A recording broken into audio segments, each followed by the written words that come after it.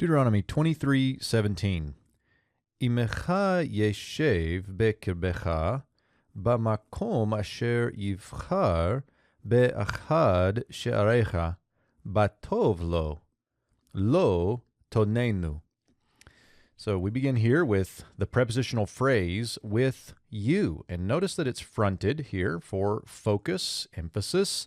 With you he shall dwell, we might say. And this is contrasting with returning him back to his master, this servant that we've been looking at in the last couple of verses. With you he shall dwell. The verb here, call imperfect, third masculine singular of the verbal root yashav. Now, this is a good opportunity to review the one vav yod verb morphology.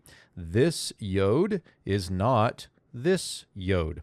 So in the call imperfect, the one vav yod verbs, here yashav is a one vav, this vav yod flees. It's gone, and we know this because of the compensatory lengthening of the vowel right here. So yeshev tells us that we're looking at yashav as the root, but this consonant yod here is actually the preformative of the imperfect. So call imperfect, third masculine singular, with you he shall dwell.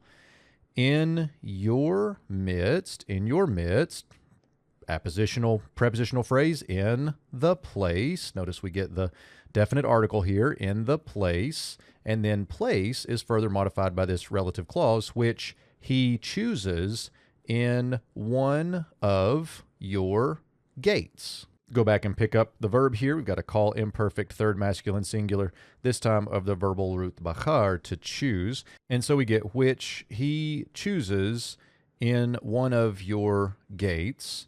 And then we get the prepositional phrase in the good, or with reference to the good to him. This is an idiomatic way of saying as he pleases, or as is good to him. So not only does the servant get to stay, he doesn't have to go back to his master, but he gets to choose where to live among your cities as is pleasing to him.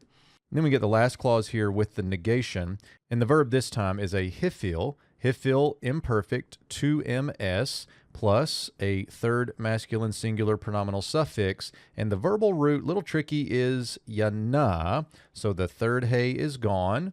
The one vav yod here will contract to become this holem vav in the hifil, and so a little bit of odd morphology here, but the word means to oppress, and with this 3ms object suffix, you shall not oppress him.